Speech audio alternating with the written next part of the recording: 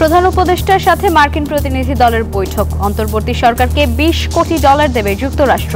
পাচারের অর্থ ফেরাতে সহায়তার আশ্বাস। ওরা বলেছে আমরা ডেফিনিট কর্ম পরিকল্পনা নিয়ে আমরা এগুবো, এগুলো তারা এবারে সহযোগিতা করার আশ্বাস দিয়েছে। আর্থিক খাত ও রাজস্ব খাতের সংস্কার, এ বিষয়ে যুক্তরাষ্ট্রের সম্ভাব্য সহযোগিতার ক্ষেত্র, দ্বিপাক্ষিক বাণিজ্য ও বিনিয়োগ বৃদ্ধি, নানা বিষয়ে আমরা আলাপ আলোচনা করেছি। যথাযথ মর্যাদা ও ভাবগাম্ভীর্যের মধ্য দিয়ে মালদ্বীপে পালিত হলো ঈদে মিলাদুন্নবী। উপস্থিত ছিলেন বাংলাদেশ হাই কমিশনের উচ্চপদস্থ কর্মকর্তারা। নারী চিকিৎসক হত্যার ঘটনায় তদন্তের নতুন মোড়। আরজি করের সাবেক অধ্যক্ষ ও ওসি গ্রেপ্তার, পদত্যাগের ঘোষণা দিল্লির মুখ্যমন্ত্রীর। দর্শক, স্বাগত জানাচ্ছি প্রবাসের সংবাদে। সঙ্গে আছি আমি লাইবা জান্নাত। দেখছিলেন বসুন্ধরা চা সংবাদ শিরোনাম। এবারে জানাবো পুরো খবর। রাষ্ট্র পুনর্গঠনে মার্কিন যুক্তরাষ্ট্রের সহায়তা কামনা করেছেন অন্তর্বর্তী সরকারের প্রধান উপদেষ্টা ডক্টর মোহাম্মদ ইউনূস। ঢাকায় রাষ্ট্রীয় অতিথি ভবন যমুনায় যুক্তরাষ্ট্রের একটি উচ্চ ক্ষমতা সম্পন্ন প্রতিনিধি দল তার সঙ্গে দেখা করলে প্রধান উপদেষ্টা এই সহায়তা চান। প্রধান উপদেষ্টার কার্যালয় থেকে পাঠানো সংবাদ বিজ্ঞপ্তিতে কথা বলা হয়েছে। বিজ্ঞপ্তিতে বলা হয়, প্রধান উপদেষ্টা অধ্যাপক মোহাম্মদ ইউনূস আজ রোববার দেশের পুনর্গঠন, গুরুত্বপূর্ণ সংস্কার এবং চুরি হওয়া সম্পদ ফিরিয়ে আনতে যুক্তরাষ্ট্রের সহায়তা চেয়েছেন। বাংলাদেশের ন্যায্য ও অন্তর্ভুক্তিমূলক ভবিষ্যৎ তৈরিতে সহযোগিতা করবে যুক্তরাষ্ট্র। প্রধান উপদেষ্টার সঙ্গে দেখা করে এই প্রতিশ্রুতি দিয়েছে সফররত মার্কিন প্রতিনিধি দল। ডেপুটি আন্ডার সেক্রেটারি ব্রেন্ট নেইম্যানের নেতৃত্বে দলটি সকালে পররাষ্ট্র ও অর্থ উপদেষ্টার সঙ্গে সৌজন্য সাক্ষাৎ করে। পরে $200 মিলিয়ন অনুদান চুক্তি সই হয়। পররাষ্ট্র সচিবের নেতৃত্বে দ্বিপাক্ষিক বৈঠকেও উঠে আসে নতুন দুই দেশের সম্পর্ক নতুন মাত্রায় এগিয়ে নেওয়ার বিষয়। অন্তর্বর্তীকালীন সরকার দায়িত্ব নেওয়ার পর এটি প্রথম কোনো উচ্চ পর্যায়ের মার্কিন প্রতিনিধি দলের সফর, যার নেতৃত্ব দিচ্ছেন যুক্তরাষ্ট্রের রাজস্ব দপ্তরের ডেপুটি আন্ডার সেক্রেটারি ব্রেন্ট নেইম্যান। আছেন পররাষ্ট্র দপ্তরের অ্যাসিস্ট্যান্ট সেক্রেটারি ডোনাল্ড লু। সকাল 9:30টায় রাষ্ট্রীয় অতিথি ভবন পদ্মায় পররাষ্ট্র উপদেষ্টার সাথে দেখা করে দলটি। দেখা করেন অর্থ উপদেষ্টার সাথেও। এতে অর্থনৈতিক সহযোগিতা, মানবাধিকার, প্রাতিষ্ঠানিক সক্ষমতা বাড়ানো, জলবায়ু ঝুঁকি মোকাবেলার বিষয়ে আলোচনা হয়। পরে ডেভেলপমেন্ট অবজেক্টিভ গ্র্যান্ট এগ্রিমেন্টের আওতায় ইউএসএআইডির সাথে $200 মিলিয়ন সহযোগিতা চুক্তি সই করে অর্থনৈতিক সম্পর্ক বিভাগ। সরকারের অগ্রাধিকার খাতে এ অনুদান বলে জানায় উন্নয়ন সংস্থার প্রতিনিধি। এক্সপোর্ট ডাইভার্সিফিকেশন এবং এক্সপোর্ট বা আমাদের বাণিজ্যের ব্যাপারে অন্যান্য কারিগরি সহায়তা বা বাজার এক্সপ্লোর করার এই সমস্ত আলোচনা হয়েছে। ওরা বলেছে আমরা ডেফিনিট কর্ম পরিকল্পনা নিয়ে আমরা এগুবো, এগুলো তারা এবারে সহযোগিতা করার আশ্বাস দিয়েছে। Looking at economic stability and growth, we're looking at improving health, we're looking at being able to strengthen governance across the country. We're looking at being able to empower youth and making sure that they have the opportunities to be able to grow and lead in this country. এরপর পদ্মায় বসে দ্বিপাক্ষিক বৈঠক, যেখানে বাংলাদেশের প্রতিনিধি দলের নেতৃত্ব দেন পররাষ্ট্র সচিব মোহাম্মদ জসিমউদ্দিন। পরে পররাষ্ট্র সচিব মোহাম্মদ জসিমউদ্দিন জানান, অন্তর্বর্তী সরকারের সংস্কার কার্যক্রমের সমর্থন জানিয়েছে যুক্তরাষ্ট্র। আশ্বাস দিয়েছে আগামীতেও পাশে থাকার। যে অন্তর্বর্তীকালীন সরকারের সাথে তারা একযোগে কাজ করতে চান এবং সেটার প্রতিফলন হিসেবেই সরকার গঠনের দ্বিতীয় মাসের প্রথমেই তারা এই প্রতিনিধি দলটি পাঠিয়েছে। দ্বিতীয়ত, আমরা আর্থিক সংস্কারে যে সমস্ত সেক্টরকে আইডেন্টিফাই করেছি, এই সবগুলো সেক্টরেই তারা সার্বিকভাবে সহযোগিতার আশ্বাস দিয়েছে। পাচার হওয়া টাকা ফিরিয়ে আনার প্রক্রিয়া নিয়ে সাধারণ আলোচনা হয়েছে, তবে তার পূর্ণাঙ্গ রূপ দিতে সময় লাগবে বলেও জানান পররাষ্ট্র সচিব। অর্থ পাচার সহ অন্যান্য যে সমস্ত বিষয়, সেই বিষয়গুলো প্রাথমিক কথাবার্তা হয়েছে এবং এ বিষয়ে যুক্তরাষ্ট্র যে এক্সপার্টিস আছে সেটা হয়তো আমরা ব্যবহার করব। শফিকুজ্জামান রুবেল, নিউজ 24, ঢাকা। পাচার হওয়া অর্থ দেশে ফেরাতে যুক্তরাষ্ট্র বাংলাদেশকে সহযোগিতা করবে বলে জানিয়েছেন অর্থ ও বাণিজ্য উপদেষ্টা ডক্টর সালেউদ্দিন আহমেদ।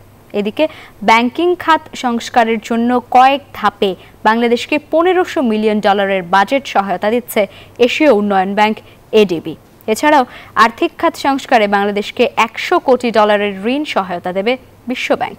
দিনব্যাপী একাধিক বৈঠক শেষে সাংবাদিকদের এসব কথা জানান অর্থ ও বাণিজ্য উপদেষ্টা। বাংলাদেশের সাথে উন্নয়ন সহযোগী হিসেবে দীর্ঘদিন ধরেই কাজ করছে আন্তর্জাতিক দুই সংস্থা এশীয় উন্নয়ন ব্যাংক এডিবি ও বিশ্ব ব্যাংক। রোববার সচিবালয়ে অর্থ উপদেষ্টার সাথে বৈঠক করে এডিবির প্রতিনিধি দল, যেখানে বলা হয় ব্যাংকিং খাত সংস্কারের জন্য কয়েক ধাপে বাংলাদেশকে $150 কোটি বাজেট সহায়তা দেবে সংস্থাটি। আগামী বছর মার্চ এপ্রিল নাগাদ এর প্রথম কিস্তি প্রায় $50 কোটি ছাড় করতে পারে এই উন্নয়ন সহযোগী সংস্থা। এছাড়াও জ্বালানি খাতের জন্য সংস্থাটির কাছে সহায়তা চাওয়া হয়েছে আরও $1 billion. We are thankful to ADB for the continued support. And we have discussed about the reform in the financial sector. We have discussed reform of the revenue department. And also we have discussed about the possibilities of climate fund and our environmental projects.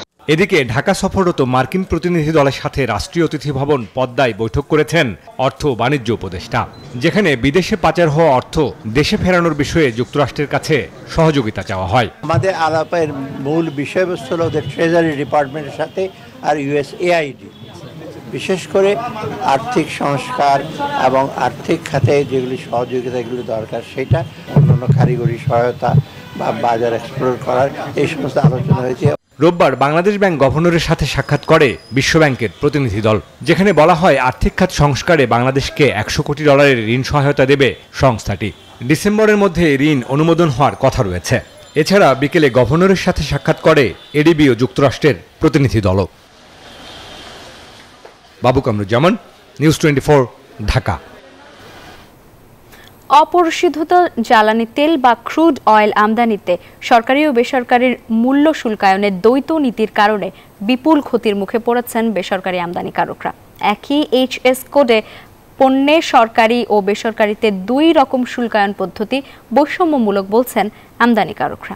এই বিষয়ে জ্বালানি উপদেষ্টা জানিয়েছেন, বিষয়টি নিয়ে পরীক্ষা নিরীক্ষা করতে একটি কমিটি গঠন করা হচ্ছে, যা এই কমিটির সুপারিশের ওপর ভিত্তি করে সিদ্ধান্ত নেওয়া হবে। বিস্তারিত জানাচ্ছেন রিয়াদ সুমন।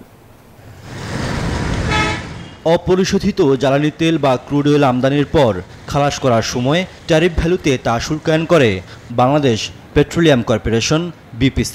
অন্যদিকে একই SS কোডে যখন বেসরকারি প্রতিষ্ঠান পণ্য আমদানি করে তাদের শুল্কায়ন করা হয় ইনভয়েস ভ্যালু বা প্রকৃত মূল্যে। প্রতি ব্যারেল অপরিশোধিত তেলের দাম বিশ্ববাজারে যাই থাকুক না কেন $40 ট্যারিফ মূল্য ধরে শুল্কায়ন করে থাকে সরকারি প্রতিষ্ঠান BPC। অন্যদিকে বেসরকারি প্রতিষ্ঠানকে শুল্কায়ন করতে হয় $80 থেকে $90। সে হিসাবে বেসরকারি খাতে গুনতে হচ্ছে দ্বিগুণেরও বেশি শুল্ক। এতে আর্থিক ক্ষতির মুখে পড়ছেন উদ্যোক্তারা। তো ইনভয়েস ভ্যালুতে যখন আমি অ্যাসেসমেন্ট করতে বাধ্য হলাম, তখন আমার যে ডিউটি স্ট্রাকচারটা আসলো, সে আমার ক্যাপাসিটি হচ্ছে 50,000 টন, কিন্তু যেহেতু ডিউটিটা অনেক বেশি, ট্যারিফ ভ্যালু মানছে না কাস্টমস আমাদের ক্ষেত্রে, বেসরকারি রিফাইনারিদের ক্ষেত্রে আমার ক্যাপাসিটি 100% থেকে 50% হয়ে গেল। তার মানে আমি র মেটেরিয়ালটা কম প্রসেস করতে পারছি। সেকেন্ড যে জিনিসটা হচ্ছে, আমি ইনভয়েস ভ্যালুর উপরে ডিউটি দিচ্ছি, কিন্তু সে আমদানি শুল্কটা আমাকে ধরছে ট্যারিফ ভ্যালুর উপর, যদিও আমি আমদানি শুল্কটা দিচ্ছি ইনভয়েস ভ্যালুর উপরে। সেই ক্ষেত্রে আরেকবার আমরা বৈষম্যের শিকার হচ্ছি। এক দেশে একই পণ্যের ক্ষেত্রে দ্বৈত নীতি থাকা ঠিক নয়, তাই সরকারি ও বেসরকারি উভয় ক্ষেত্রে মূল্য শুল্কায়ন একই পদ্ধতিতে করার পরামর্শ এই জ্বালানি বিশেষজ্ঞের। এরকম বৈষম্য থাকা ঠিক না। হ্যাঁ, সবখানেই লেভেল প্লেয়িং ফিল্ড হওয়া উচিত, তা নাহলে তো ওরা পারবে না। ওরা সার্ভাইভ না করে তাদের লাভটা কী হলো, তাদের পারমিশন দেওয়া হলো কী করে? মানে আমি পারমিশন দিয়ে হ্যাঁ তারপরে ওকে পঙ্গু করে দিলে তো লাভ নাই। সো সরকারের এটা ভালো করে বিশ্লেষণ করে দেখা দরকার। একই পণ্যের শুল্কায়নে পার্থক্য হলে আন্তর্জাতিক বাজার মূল্যের সঙ্গে সমন্বয় করতেও সরকারকে অসুবিধায় পড়তে হবে। তাই এই অর্থনীতিবিদের পরামর্শ, একই পণ্য একই SS কোডে অভিন্ন পদ্ধতি থাকা উচিত। অর্থনৈতিক নীতিমালা বাস্তবায়নের দিক থেকে এই ধরনের পার্থক্য না থাকলেই ভালো। দামটাকে আমরা ঠিক করতে পারি, যেটা নাকি সরকারি এখন যেটা আছে এবং ব্যক্তিখাতে যেই মূল্যে এটাকে আমদানি করতে দেয়া হচ্ছে, তার মধ্যে একটা সমতা বিধান করা যায়। সেটা হলে বাস্তবায়নের প্রক্রিয়াও সহজতর হবে সরকারের জন্য। এদিকে অপরিশোধিত জ্বালানি তেল আমদানিতে মূল্য শুল্কায়নে একই নীতি বাস্তবায়নের লক্ষ্যে অন্তর্বর্তীকালীন সরকার একটি কমিটি গঠন করেছে বলে জানিয়েছেন বিদ্যুৎ ও জ্বালানি উপদেষ্টা। এটা আমরা এক্সামিন করার জন্য একটা কমিটি করে দিয়েছি, যাতে এটা কি করা যায় আর কি। রিকমেন্ডেশনটা আসুক, পিএম করতে চাই না, এটা আসুক, আসলে তবে দেব। সরকারি বেসরকারি সবার জন্য একই নীতিতে শুল্কায়ন করা হলে বৈদেশিক মুদ্রার সাশ্রয়ের পাশাপাশি জ্বালানি তেল পাচার রোধ করা সম্ভব হবে বলেও মনে করেন সংশ্লিষ্টরা। রিয়াদ সুমন, নিউজ 24, ঢাকা। যথাযথ মর্যাদা ও উৎসাহ উদ্দীপনার মধ্য দিয়ে বিশ্বের প্রতিটি মুসলিম দেশের মতো মালদ্বীপেও পালিত হলো ঈদে মিলাদুন্নবী। দিবসটি উপলক্ষে দ্বীপ রাষ্ট্রের হাই কমিশনের হল রোমে এক বিশেষ দোয়া ও আলোচনা অনুষ্ঠানের আয়োজন করা হয়। অনুষ্ঠানে উপস্থিত ছিলেন মালদ্বীপে নিযুক্ত Bangladesh high commissioner rear admiral SM Abul Kalam Azad, মিশনের শ্রম কাউন্সিলর মোহাম্মদ সোহেল পারভেজ। মহান আল্লাহর সন্তুষ্টি লাভের আশায় কর্মব্যস্ততার মাঝে মালদ্বীপের বাংলাদেশিরা আনন্দ উল্লাসের মধ্য দিয়ে ইবাদতে মগ্ন হয়ে থাকেন।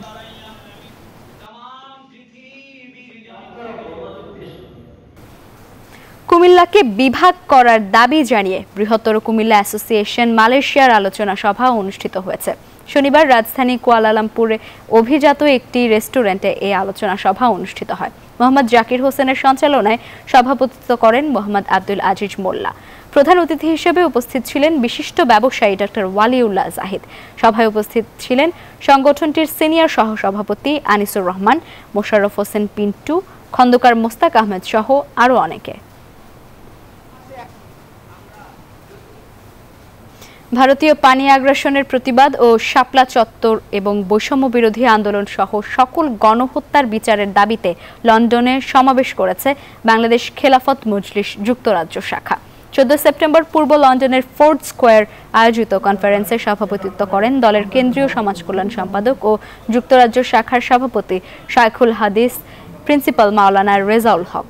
সাধারণ সম্পাদক মুফতি সালেহ আহমেদের পরিচালনায় ভার্চুয়াল প্ল্যাটফর্মে যুক্ত হয়ে প্রধান অতিথির বক্তব্য রাখেন বাংলাদেশ খেলাফত মজলিসের মহাসচিব শায়খুল হাদিস আল্লামা মামুনুল হক। সমাবেশে প্রধান অতিথির বক্তব্যে বলেন, জুলাই আগস্টে ছাত্র জনতার বিপ্লবে যে বিজয় হয়েছে তা ধরে রাখতে হবে সবাইকে। যারা দেশটাকে ধ্বংসের পাঁয়তারা করছে তাদের বিরুদ্ধে সবাইকে সজাগ ও সোচ্চার থাকতে হবে।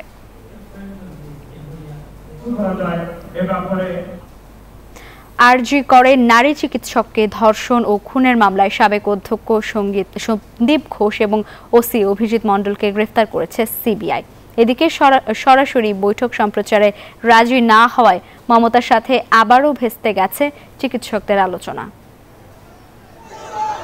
অবশেষে ভারতের কলকাতার আরজি কর মেডিকেল কলেজ হাসপাতালের নারী চিকিৎসককে ধর্ষণ এবং খুনের মামলায় হাসপাতালের সাবেক অধ্যক্ষ সন্দীপ ঘোষ এবং ওসি অভিজিৎ মণ্ডলকে গ্রেপ্তার করেছে দেশটির তদন্ত সংস্থা সিবিআই। আগে আরজিকর আর্থিক দুর্নীতি মামলায় সিবিআইয়ের হাতে গ্রেফতার ছিলেন সাবেক অধ্যক্ষ সন্দীপ ঘোষ। এবার নারী চিকিৎসক ধর্ষণ এবং খুনের মামলায় গ্রেপ্তার দেখানো হয়েছে তাকে। এদিকে তথ্য প্রমাণ লোপাট, ষড়যন্ত্র এবং নারী চিকিৎসককে ধর্ষণ এবং খুনের ঘটনায় ওসি অভিজিৎ মণ্ডলকে গ্রেপ্তার করে সিবিআইয়ের স্পেশাল ক্রাইম ব্রাঞ্চ। এদিকে শনিবার রাজ্যের মুখ্যমন্ত্রী মমতা বন্দ্যোপাধ্যায়ের সাথে বিক্ষোভকারী চিকিৎসকদের বৈঠক হওয়ার কথা থাকলেও শেষ পর্যন্ত তা হয়নি। বৈঠকটি সরাসরি সম্প্রচারে মমতা রাজি না হয় শেষ পর্যন্ত বৈঠকটি ভেস্তে যায়। আন্দোলনকারীদের অভিযোগ, আলোচনায় সদিচ্ছা দেখাননি মুখ্যমন্ত্রী। উনি বললেন যে দেখো এগুলো তো সম্ভব নয়, এসো ভেতরে এসো, বৈঠক না হোক, চা খেয়ে যাও। আমরা কি চা খেতে গেছিলাম? এদিকে আগামী মঙ্গলবার দেশটির সর্বোচ্চ আদালতে আরজিকর মামলার শুনানি রয়েছে। মাসুদ রানা, নিউজ 24। আগামী 2 দিনের মধ্যে দিল্লির মুখ্যমন্ত্রীর পদ থেকে পদত্যাগের ঘোষণা দিয়েছেন অরবিন্দ কেজরিওয়াল। রোববার দিল্লিতে আম আদমি পার্টির কর্মীদের উদ্দেশ্যে দেয়া ভাষণে এই ঘোষণা দেন তিনি। বলেন, জামিনে ছাড়া পেলেও মামলা থেকে পুরোপুরি মুক্ত না হওয়া পর্যন্ত দিল্লির মসনদে বসতে চান না তিনি। মানুষের রায়ে নির্বাচিত হলেই ফের মুখ্যমন্ত্রীর পদে ফিরবেন। এ সময় মোদী সরকারের কঠোর সমালোচনা করেন তিনি।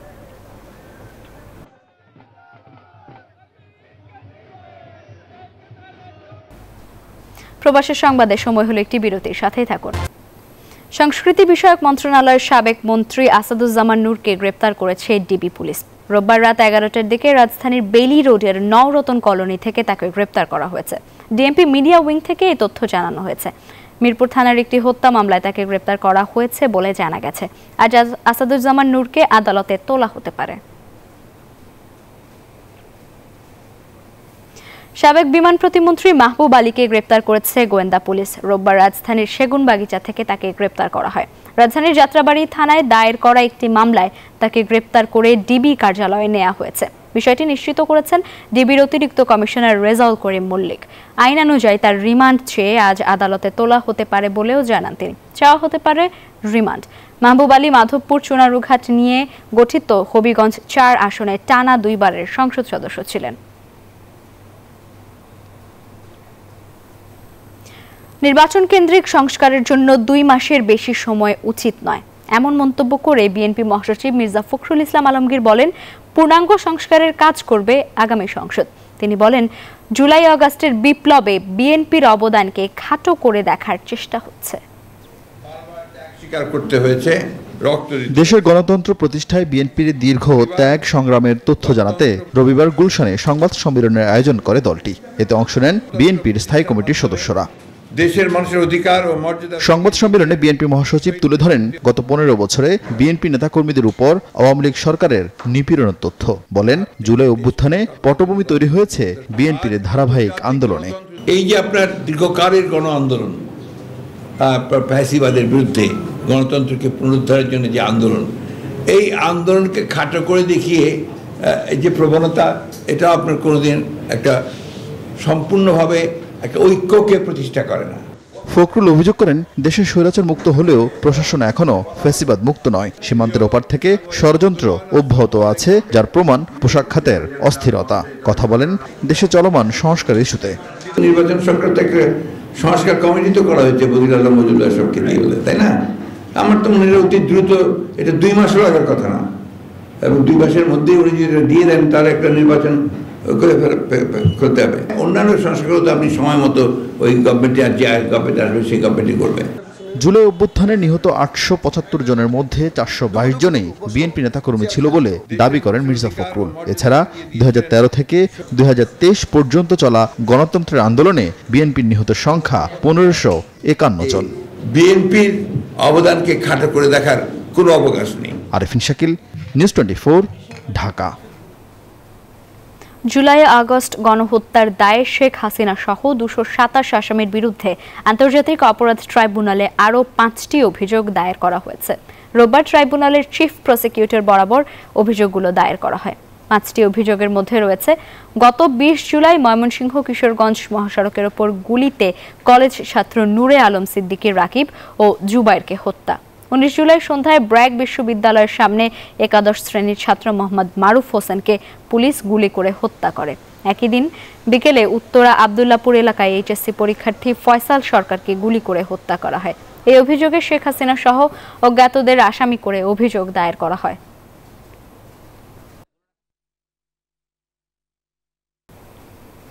জুলাই হত্যাকাণ্ডের ঘটনায় সারা দেশে হওয়া সকল মামলা পর্যায়ক্রমে ট্রাইব্যুনালের আওতায় আনা হবে বলে জানিয়েছেন চিফ প্রসিকিউটর তাজুল ইসলাম। রোববার গণমাধ্যম কর্মীদের সাথে কথা বলেন চিফ প্রসিকিউটর। খুব দ্রুতই আন্তর্জাতিক অপরাধ ট্রাইব্যুনালের বিচারক নিয়োগ হবে বলেও জানান তিনি। দেশব্যাপী যাদের কাছে যে আলামত রয়েছে, যারা আহত হয়েছেন, যারা গুলি নিয়ে বয়ে বেড়াচ্ছেন, যে সমস্ত শহীদ হয়েছেন তাদের পরিবারের সদস্যরা স্মৃতি নিয়ে ঘুরে বেড়াচ্ছেন, অনেকের কাছে অনেক ধরনের এভিডেন্স রয়েছে।